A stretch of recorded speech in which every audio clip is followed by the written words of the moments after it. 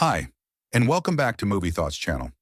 And today we are going to talk about the second episode of Severance Season 2. But before we start, can anybody elaborate what's with the pineapple fruit baskets and Lumen? Episode 2 of Severance has more fruity goodness than you can imagine. And let me tell you, this episode changes everything. We've got wild theories, shocking reveals, and a ton of hidden details you probably missed.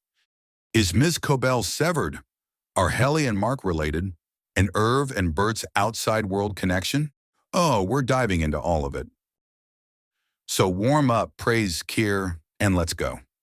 We pick up immediately after the Season 1 finale. Mark's Audi is back in control, standing in front of Rickon's book club, having just yelled, "She's alive!" about his supposedly dead wife, Gemma. But Mark himself swears he saw her dead body after a car crash. That's where things get really interesting. In the new title sequence, we see a car sinking into a frozen lake. Miss Casey's file is called Cold Harbor. Coincidence? Or is Lumen trying to resurrect people using Severance? Some fans even believe this could be a way to bring Keir Egan himself back to life. Another weird name drop. Mark jokingly calls his sister Persephone, who in Greek mythology is the bringer of death and destruction. And speaking of names, Keir means the Dark One, which is hilariously ironic for the founder of a company called Lumen, meaning light. Now let's talk about Helly, or should I say Helena. She's acting weird. She fumbles with her computer, lies about what she saw outside, and even hugs Mark awkwardly when they just kissed 39 minutes earlier. What if the Helly we see now is actually Helena undercover? We even see her reviewing security footage later, meaning she knows exactly how Lumen surveillance works. And if you think that's wild, her file is labeled Santa Mira, the same name as the town in Invasion of the Body Snatchers. Yeah, let that sink in. Meanwhile, Milchick straight up lies about the time jump. He tells Mark it's been 5 months since the macrodata uprising, but in reality it's only been 48 hours. And this explains so much. Milchick's office isn't even fully unpacked yet, and his computer still says, "Hello, Ms. Cobell." You really think Lumen wouldn't update that in 5 months? Also, Lumen might not even exist in our world. There are references to 206 countries when our world has 195. Lumen license plates don't have state names, just Keir's face and the phrase Remedium Hominibus, a cure for mankind. Oh, and multiple references to a U.S. state called PE, which doesn't exist. Now let's talk about Irv. He gets fired, but just for 3 days.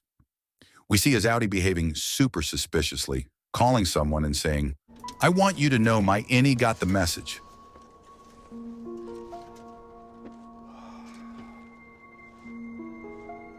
Okay, you're not picking up, I get it. I want you to know my name got the message. Who is he calling?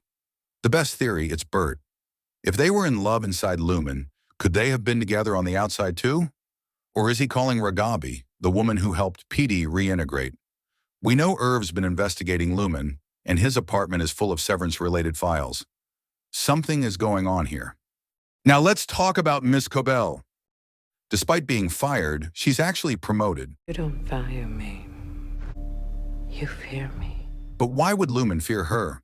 One theory, she's an Egan, maybe an illegitimate child, which would explain her obsession with Keir. Another theory, she severed herself. We briefly see a file labeled Harmony S in the overtime contingency room. Could be a coincidence, or could be her. And here's where it gets insane. Some fans think Mark is her son. Think about it. She watches over him like a hawk, bakes him cookies, and clearly has an emotional investment in him. If Severance can be used to erase an entire pregnancy, it's possible she had a baby and didn't even know. And if Mark is part Egan, it could explain why Helena was so horrified when she saw him kissing Helly. The Egans have a history of keeping it in the family. Just saying. What's next? So what happens now? Well, we know Mark is heading back to Lumen, but not before Devin takes him to Pip's Diner, which, fun fact, stands for Performance Improvement Plan, a term used to fire employees. Subtle Lumen.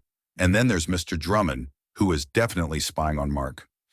We see his frolic tattoo, one of Keir's 4 tempers, and he seems to have serious pull within Lumen.